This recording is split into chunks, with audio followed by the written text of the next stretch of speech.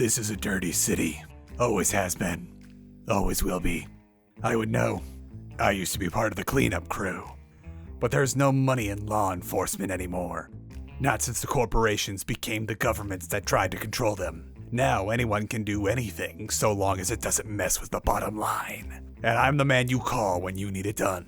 Solve a murder? Done. For the right price. Locate and arrest the perp on nothing more than a private security firm's say-so? I like those. They pay fast. Need someone to track someone down? No questions asked? That's where I come in. Want someone to throw a cheeseburger into your enemy's face and take a picture of it? Well, okay, it's your money. There's no such thing as doing the right thing anymore. That's what I tell myself anyway as the jobs cut deeper and deeper into my soul. It's not like you've got a choice though. Justice is now for sale to the highest bidder, and your only way out of this hell is to participate in the auction. You don't work in the light anymore where things are clear-cut and everyone goes to sleep with a clear conscience. You work in the dark places, where the harder you look, the less sure that you're human. But that's where the money's at. In the shadows of doubt. The life of a detective can be hard. You keep odd hours when restaurants aren't always open, and you don't have time to cook yourself a proper meal. But we don't do sponsorships here.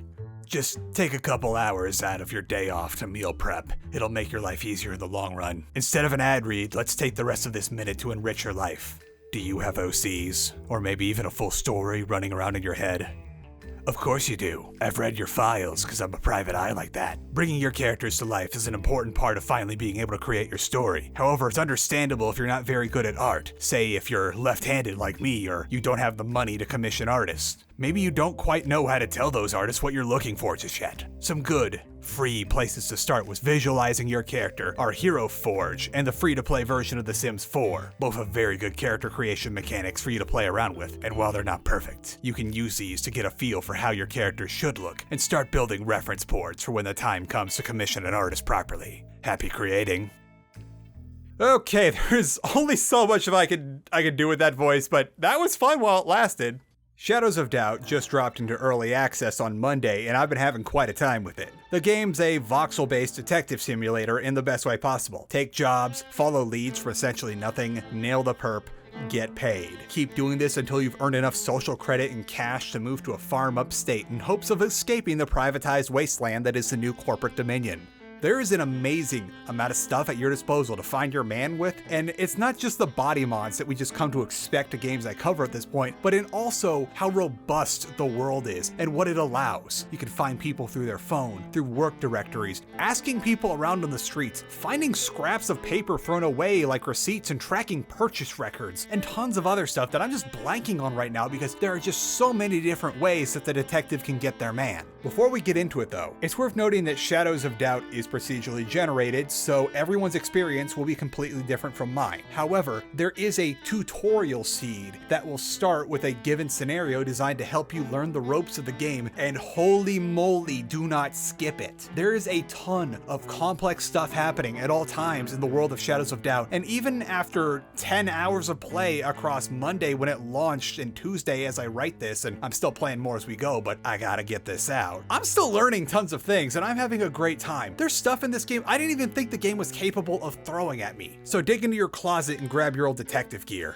It's time to make some money. If you play the pre-made seed, you're gonna start the game in a dark but a decently furnished apartment. Things aren't exactly all sunshine and rainbows though, as there are letters from someone that left you recently and a bunch of past due notices piling up on your nightstand. Before you can feel too sorry for yourself though, there's a knock at the door, but before you can even answer it, a note gets slipped under your apartment. All it says is that you gotta find someone. Well, time to get to work. The tutorial of the game is going to be vaguely hand-holdy, as frankly it should be, because you've got a lot of detective work you need to learn the ropes for real fast. Finding a man in this city can be hard work, sometimes near impossible, but you've got a full name and that's all you need right now. There are several ways you can find a person with just their name alone, but the game tells you to go look through the phone book and find their apartment that way. Eventually, through looking up local directories and just asking around the area, you find your man, but it looks like you're too late because somebody else found him before you did. This is where the real work begins. You got a flashlight, a fingerprint scanner, and your mind. You need to comb through every inch of this apartment looking for details that might give you some lead on what's going on. But we're getting ahead of ourselves. How'd we even get inside this apartment in the first place? You could just try to disable a security system nearby and then pick the locks, but if the apartment's in a high traffic area, that's gonna be a bad idea. Like how mine is on the first floor entryway, so yeah, a ton of people passing through. Someone might see you doing the B&E. Every apartment's gotta have airflow though, so the vents are an option, but good luck finding your way through them. You could always just try knocking on the door and bribing whoever answers it to let you in, but that only works if the people inside are at home and alive. Looks like we're gonna have to be very careful about picking that lock. There's all sorts of things that can lead you to where you need to go next. Examining the body for an approximate time of death and maybe a means of murder, going through the trash and the drawers to look for some sort of document that might tell you one of the last places the victim was at, maybe look up his place of work, or, the note that's pinned on the fridge with somebody else's fingerprints on it saying some real sketchy stuff. The game's gonna give you 4 different leads to solve this case since, well, this is a tutorial, and any of these will eventually lead you to the killer, but it's best to investigate them all to get the clearest picture. Around now is when you're going to start building out the connection board for your case. Every case has one of these, and some are going to be bigger than the others. This is a murder, so yeah, this is going to get really big and really complicated. The connection board not only lets you freely reposition and re-examine any leads you found so far, but it also lets you make your own connections from one thing to another, labeling them as you see fit, adding post-it notes of your own when you're pretty sure of something but don't have a hard lead to pin to the board, and also add just about anything or anyone to the board as you come across it. You just right click on them and then pin it to the board. And you can use these connections to make more connections and finally try to figure out the ridiculous spaghetti matrix that is your case. This is important too because you'll need to reference these connections and persons when filling out your turn-in murder investigation form, which yes, is a thing in this universe. It's worth your time to build out your profile on just about everyone you come across because even if you don't think they're a suspect in this case, you never know when that information's gonna come in handy. Anyone can be a suspect in anything.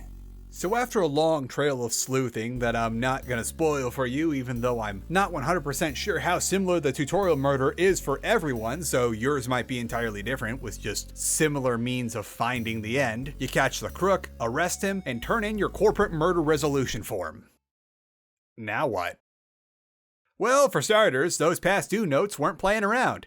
You got evicted while you were turning the man in. The next lead you're gonna follow is where can you find the people from your old support group to help get some housing. They might not be home for a while though, and you need money badly. We're without a safe place to sleep, practice good hygiene, or a place to store food, so things are gonna get extra bad for us if we don't get some cash fast. I hope you are gathering all that information leading up until this point, because even when you do find the guy that can get you into a decrepit studio apartment on the basement level of some old building, it comes with just a bed, and you're gonna need some money for a shower. There is one thing that you can do for a quick bit of cash involving sync discs, this game's equivalent of biomods. At all the soda vending machines in the city, there's an implant called Sugar Daddy, and the guy that set you up with the apartment suggests that it might be an option for you. The pros of installing Sugar Daddy? You get a discount on all cola products wherever you go in the city, and a lump sum of $5 grand directly deposited to your account. That's a lot of money, which you need very, very badly.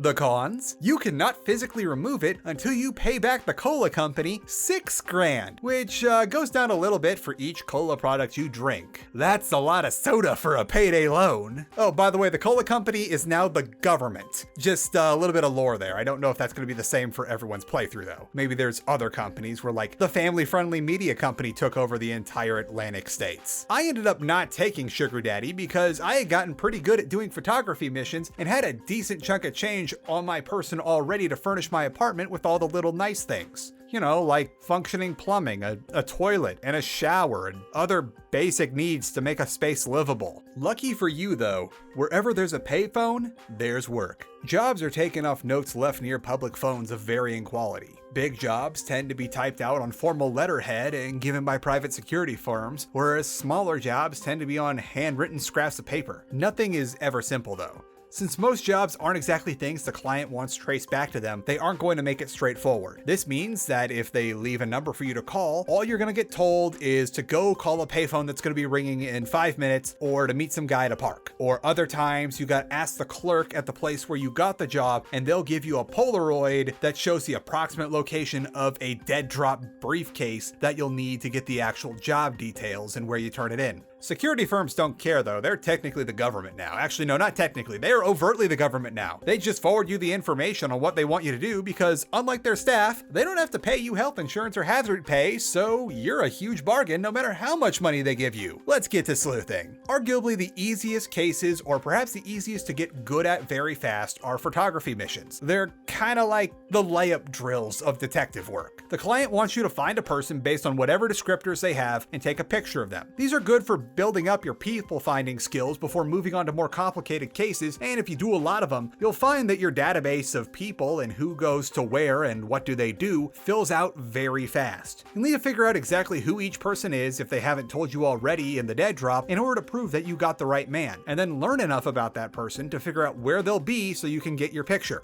Be warned though, most people do not like randoms tracking them down and taking a picture of them. Next are the tail and retrieve jobs, which are a step above photo jobs. You gotta find your man, find out where he's keeping that thing the client wants, and then nab it in a way that isn't too obvious. I haven't had too much luck with these myself, as often it's more cost efficient for me to just keep on doing the photo missions. Because while the tail and grab missions pay more, you'll often find yourself doing the photo missions because they're much faster and you can do more of them in the same amount of time. Also, a lot more stuff can potentially go wrong when there's a physical thing that you need to steal.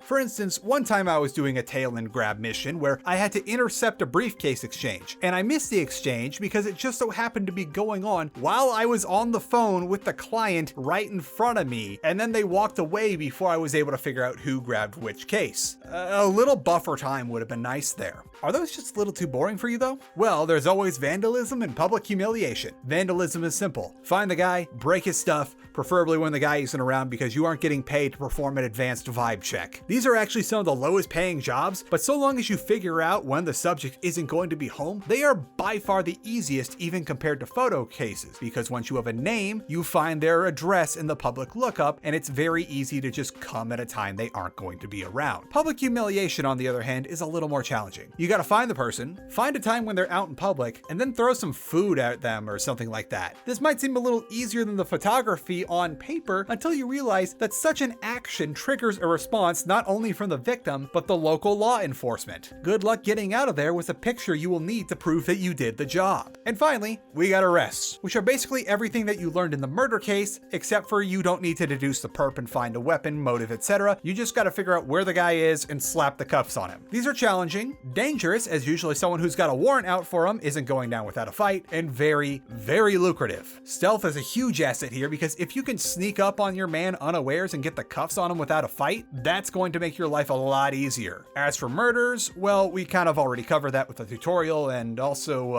outside of the tutorial murder, I haven't gotten any more due to a hiccup on launch that's affecting my save. You see, murders are a thing that actually have to happen in-game, where one NPC decides that for whatever reason, another should stop taking up processing power in the game world. And these incidents can only happen one at a time. That means if something happens along the lines of the vibe checker getting stuck, say like they have a pathing issue and the vibe check never happens, the murder can't take place and you can't solve it, meaning that if you'd ever solve that one, the other ones can't spawn in. Meanwhile, other people are having the opposite problem, where so many murders are happening that they just can't solve them because there's too many leads to chase. Go figure. A quick addendum, as I am editing this, they actually just possibly fixed the murder thing and also the map scrolling thing I was talking about. Like, if this video goes live, they fixed it literally yesterday, so I guess never mind part of that. In the name of keeping things interesting, not all of the same type of case are created equal. Usually cases that pay less will have more info on them, and ones that pay more will give you like half a phone number and the color of their eyes.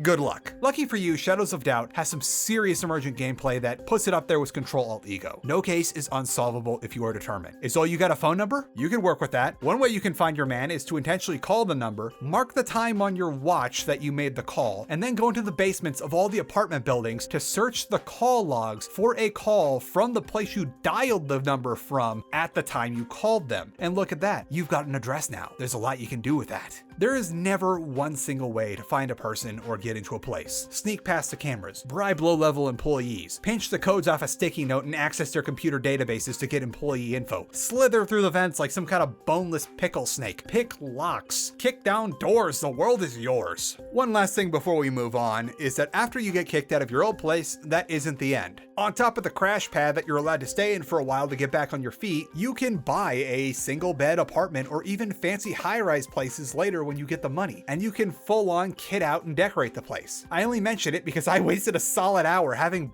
a ball just getting all the nice stuff for my home and effectively turning it into a base of operations. You can even buy item vendors for your place, which, while a bit on the dystopian side, makes things a lot easier for case prep when you know you've got a reliable place to stock up before taking the job. There's just something that pleases my millennial yearning to own property in customizing a base or a house.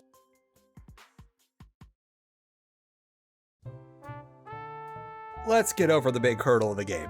It's an early access title. It went live just last Monday, and personally, while early access has been a gray area for video worthiness, I'm starting to notice that if an early access game has enough to be fulfilling, fleshed out game at launch, it's usually worthy of a video. Like say if they just stop making content after the EA launch and it'd still be a full, satisfying game, it would be fine for a video. Shadows of Doubt has plenty of stuff right now with the 6 kind of missions you can do based on one extremely versatile skill set, but there's more coming. The devs have already laid out their plans for the rest of the year that's going to happen alongside bug fixing and other such things. And whoo lordy, I have to admit in some places it does need work. Now the game looks good within a certain aesthetic as it's voxel based, but I could hear my GPU sound off whenever I entered more intense areas, even with a frame rate cap set on both my system and my game. I'm sure a lot of it has to do with running this large scale simulation of everyone's routines in world so that evidence entailing people works, but among all the stuff they could improve, optimization is high up on at least my personal wish list. I'm not a programmer or a game developer in any respect, so unfortunately I have no idea how they do this, but it's something that I really hope they know how to figure out. The game's a lot of fun, but it does suffer from some pretty long load times, even being on an NVMe SSD, and tends to slow down to the point that Windows thinks the game is crashing sometimes when you're trying to save or load a game. And of course, there are bugs. None that are totally game breaking, as even if you aren't getting your murders in, you can still make the big bucks on arrests and acquisition cases, but it's a bit frustrating nonetheless. Something I had happen to me more than a few times, especially early on, is that if you're running and you cross over into a new chunk of the map, there is a slim chance that you'll accidentally slip through the floor. This usually means that you'll take a chunk of damage and get bruised and stinky as debuffs as you fall into a flooded basement of a building you just entered, but there have been times where the game dragged me down to hell, and I would have been okay with it too if they had just let me stay a few minutes longer so I could fight Walt Disney, but it's also annoying that when I come back to, I have to pay 20% of my cash in hospital bills, but you are given the option to try and sneak out of the hospital free. There's also an assortment of smaller bugs that are usually fixed by saving and loading, such as not being able to interact with the map if you menu in a certain way, or phone conversation trees getting a bit messed up because sometimes the game thinks you're talking in person when it's on a phone. Again,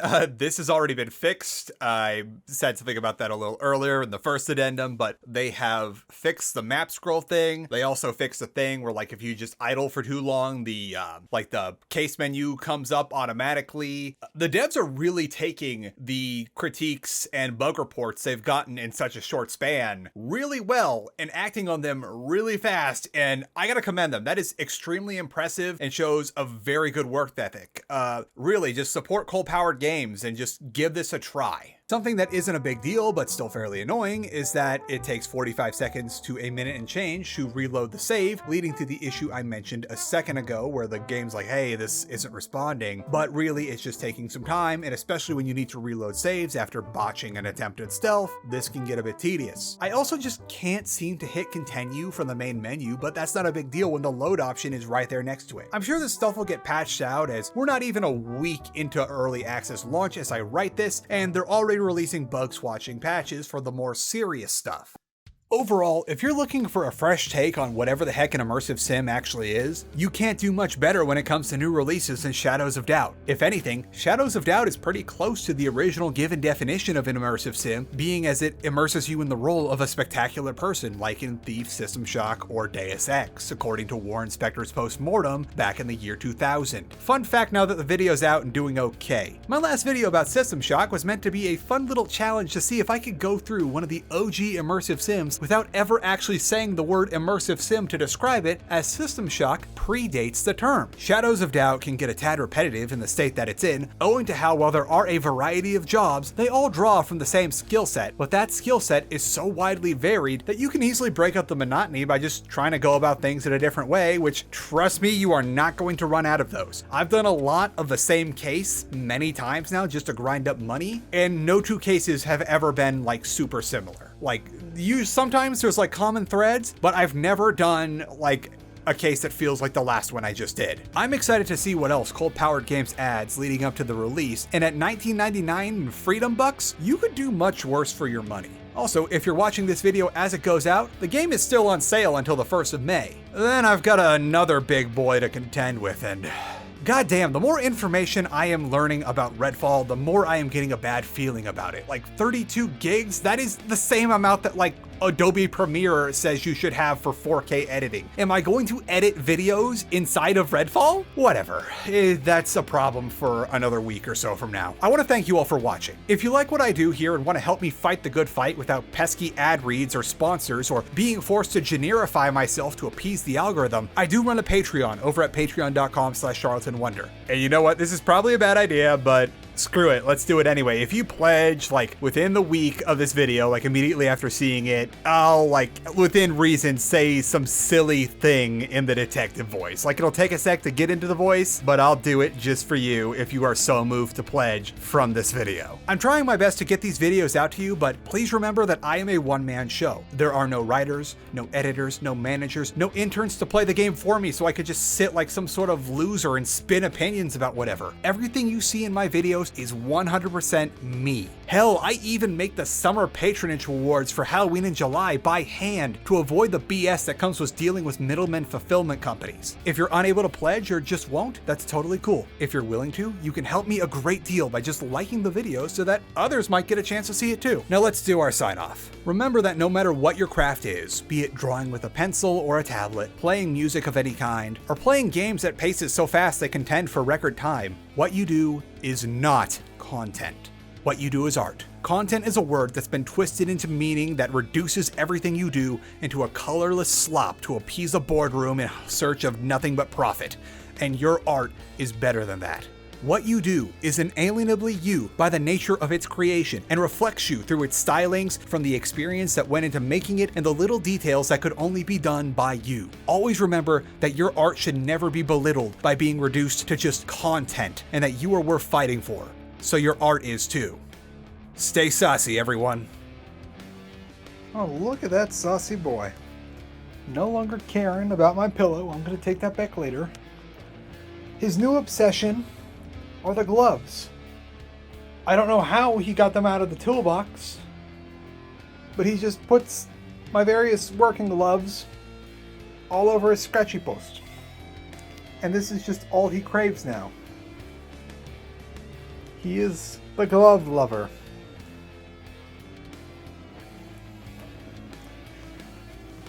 What is your fixation on the gloves? Oh, is that a clean paws?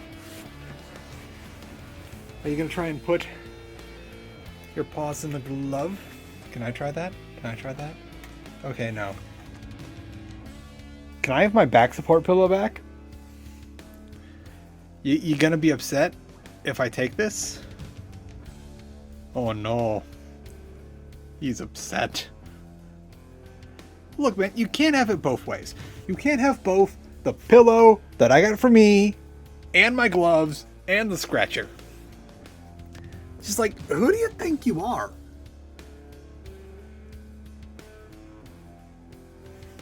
Here, take my gloves. Take all the gloves. You just be the glove boy. Just revel in your gloves. revel in it. They're yours now.